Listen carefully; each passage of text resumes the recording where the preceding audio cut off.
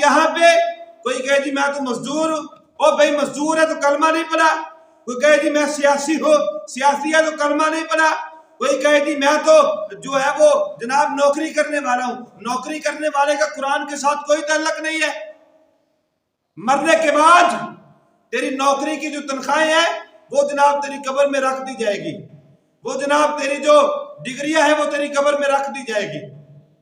وہ قرآن دنیا میں بھی ہمارے کام آ رہا ہے، آخرت میں بھی ہمارے کام آئے گا، قبر میں بھی ہمارے کام آئے گا۔ ہم نے قرآن کے لیے کچھ نہیں کیا، ہم نے دین کے لیے کچھ نہیں کیا۔ یہ میری محبت بھرے الفاظ ہے، یہ میرے جذبات کو آپ معمولی مت سمجھنا۔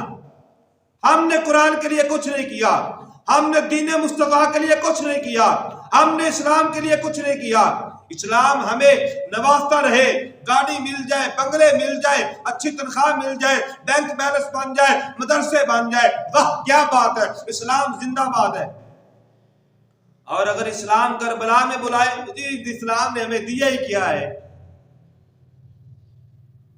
اور چوری کھانے والے مجنون نہ بنو، خون دینے والے مجنون بنو۔ اب جس کے دل میں آئے وہی پائے روشنی۔ ہم نے تو دل جلا کے سر عام رکھ دیا۔ یہ میری محبت کے، یہ میرے جذبات کا ایک اظہار ہے۔ اگر کسی دوست کو تکلیف پہنچے، میں یہ نہیں کہوں گا میں معذرت چاہتا ہوں، ہوتی رہے، ہوتی ہے تو ہوتی رہے، مجھے اس بات کی کوئی پرواہ نہیں ہے۔ میں نے وہ باتیں کی ہے جو میرے اندر کا جو ایک جنون تھا، جو اسلام کے ساتھ محبت تھی، وہ میں نے کر دی ہے۔